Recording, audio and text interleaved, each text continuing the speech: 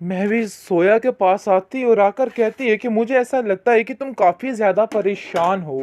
जिसको सुनकर वो कहती है कि अरे भाई, जिस घर में वानिया जैसी भाभी हो वहाँ पे परेशानी तो मस्ट बनती है। मुझे तो समझ नहीं आ रही कि आखिर इस औरत के साथ हमने इतने सालों गुजारा कैसे कर लिया। मैं आपको सही सही बात बताऊं, इन सब चीज़ों के पीछे इस औरत का ही हाथ है और यही सब कुछ करने वाली है। आपको मेरी बात पे यकीन आए या ना आए, लेकिन इसी ने ही सब कुछ किया है और सारी तबाही मचाने वाली सिर्फ और सिर्फ ये एक औरत ही है। बहुत ज़्यादा परेशान हो चुके हैं अब कबीर कि भी कह रहा है कि मुझे समझ नहीं आ रही कि आखिर इस घर में हो क्या रहा है। हर कोई एक दूसरे से बदजन नज़र आ रहा है।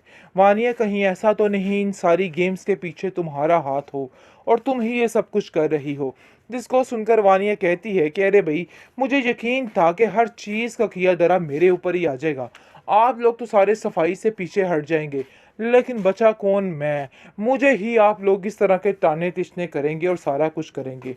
वैसे हैरत की बात है, ऐसे इंसान को करना नहीं चाहिए जैसा कि आप लोग मेरे साथ कर रहे हैं।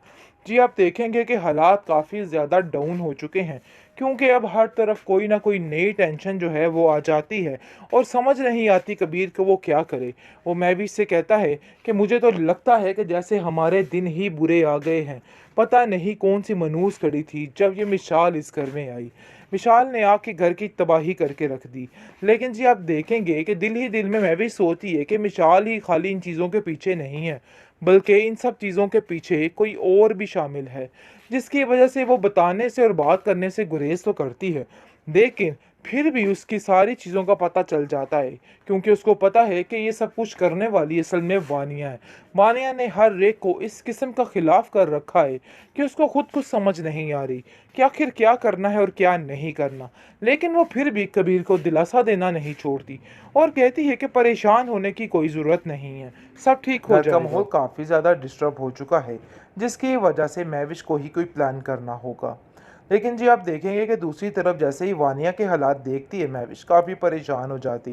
जोया को कहती है कि इसकी बातों को लेकर परेशान मत हो, मुझे तो ऐसा लगता है कि परी के दिमाग में भी ये सारी फजूल बातें इसी ने गोली हैं, जिसकी वजह से परी भी आज अपने भाई के खिलाफ हो चुकी है। इसके अलावा और कोई ये हरकत नहीं कर सकता है, क्योंकि वानिया बारी बारी हर एक को पकड़ पकड़ के सबके खिलाफ कर रही है और महाज खड़े कर रही है। खैर, आप देखेंगे कि बहुत जल्द इसकी सारी हरकतें सबके सामने आ जाएंगी। लेकिन फिलहाल ये काफ़ी ज़्यादा मिसाल को खिलाफ कर चुकी है, दूसरे नंबर पर अलमीर को खिलाफ कर चुकी है। अब इसका निशाना जो है वो फरी बन चुकी है। फिर फरी को छोड़ के ये आ जाएगी जोया की तरफ। लेकिन फिलहाल अभी जोया काफ़ी दूर है, इसलिए उसकी टेंशन लेने की ज़रूरत नहीं है। दूसरी तरफ फरी काफ़ी परेशान हो चुकी है कि कहीं उसने कुछ गलत तो नहीं कर दिया, अपने बड़े भाई का दिल दुखाकर कुछ गलत तो नहीं कर दिया। लेकिन जी, आप देखेंगे कि बार बार यही सोच उसका दिमाग ख़राब कर रही है। जैसे ही जोया अपनी बहन को कॉल करती है, फ़ोन उसका कट करके बंद कर देती है। लेकिन ये सारा माजरा शुएब को समझ आ रहा है कि आखिर उसका प्लान 75% तक कामयाब हो चुका है, क्योंकि जो कुछ उसने सोचा था वो ऐसा ही कर रही है। लेकिन जी, आप देखेंगे कि वो सोचता है कि अगर ये कता ताल्लुक हो गया तो उसका मसला हल नहीं हो सकता है, जिसके लिए वो फरी को राज़ी कर रहा है कि हमें उधर जाना होगा। फिर भी वो बड़े भाई हैं, हमें उनसे जाके माफ़ी मांगनी होगी। उसको पता है कि अपने रास्ते को साफ करने के लिए उसको ये हम करना ही होगा। लेकिन फरी को ये सारी चालें समझ नहीं आ रही कि आखिर इन सब चीज़ों के पीछे क्या हो रहा है, क्या होने जा रहा है, क्योंकि वो चाहती तो है कि वो जाकर अपने बड़े भैया से माफ़ी मांगे जो कुछ भी हुआ है, लेकिन उसको समझ नहीं आ रही कि शुरुआत किस तरीके से की जाए। बेहतरीन ड्रामा सीरियल बड़े भैया की इस एपिसोड में आप देखेंगे कि जोया के साथ जो कुछ किया जा रहा है उसको बिल्कुल भी बर्दाश्त, बेचारी फिर रही हो और गप्पे चप्पे मार रही होती है, जिसको देख के काफ़ी ज़्यादा गुस्से में वानिया आ जाती है और वानिया कहती है कि आखिर ये सब कुछ क्या तमाशा हो रहा है। मुझे तो कुछ समझ नहीं आ रही कि आखिर तुम क्या कर रही हो। मैं तुम्हारी बड़े भैया से शिकायत करती हूँ, तुम जो हरकतें कर रही हो मुझे बिल्कुल भी पसंद नहीं है। जिस पर जोया साफ साफ उसको चिल्ला कर कहती है कि आइंदा से कभी भी मेरे मामलात में मत बोलिएगा। बड़े भैया मुझे बड़े अच्छे तरीके से जानते हैं, इसलिए उनके बारे में तो कुछ भी कहने की ज़रूरत नहीं है। तो बेहतर यही है कि आइंदा इस तरह की कोई भी बात मत की जाए। लेकिन जी, आप देखेंगे कि अलमीर के दिमाग में वानिया ने भरपूर तरीके से हर चीज़ को भर दिया है और दिमाग में डाल दिया गया है कि वाक़ई में बड़े भैया हर चीज़ को हड़प करने की कोशिश कर रहे हैं। ये इन सब की मिली-जुली भगत है जो ये सब कुछ हो रहा है।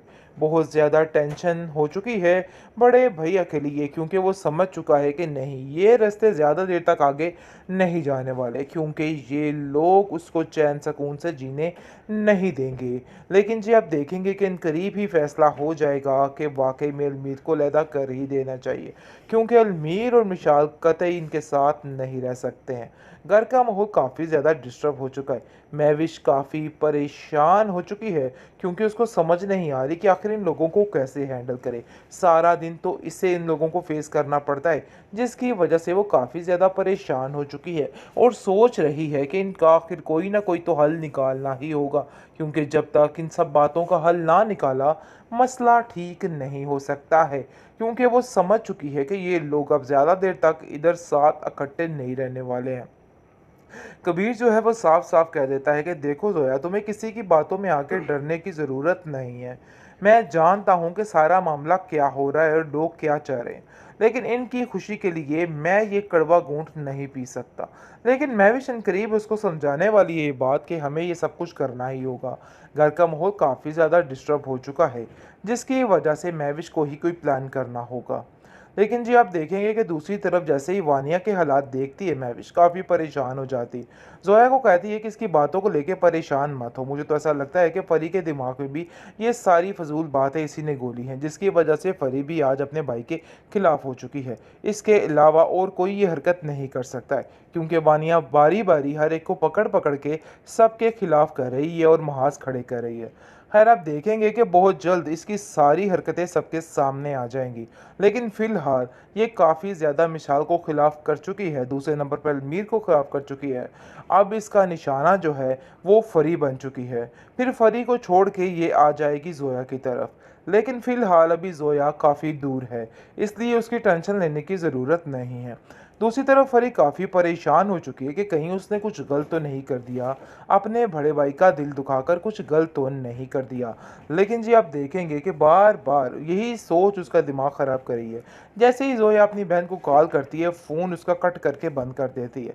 लेकिन ये सारा माजरा शुएब को समझ आ रहा है कि आखिर उसका प्लान 75% तक कामयाब हो चुका है, क्योंकि जो कुछ उसने सोचा था, वो ऐसा ही कर रही है। लेकिन जी आप देखेंगे कि वो सोचता है कि अगर ये कता-तल्लुक हो गया तो उसका मसला हल नहीं हो सकता है, जिसके लिए वो फरी को राज़ी कर रहा है कि हमें उधर जाना होगा। फिर भी वो बड़े भाई हैं, हमें उनसे जाके माफ़ी मांगनी होगी। उसको पता है कि अपने रास्ते को साफ़ करने के लिए उसको ये हम करना ही होगा। लेकिन फरी को ये सारी चालें समझ नहीं आ रही कि आखिर इन सब चीज़ों के पीछे क्या हो रहा है, क्या होने जा रहा है। क्योंकि वो चाहती तो है कि वो जाकर अपने बड़े भैया से माफ़ी मांगे जो कुछ भी हुआ है, लेकिन उसको समझ नहीं आ रही कि शुरुआत किस तरीके से की जाए।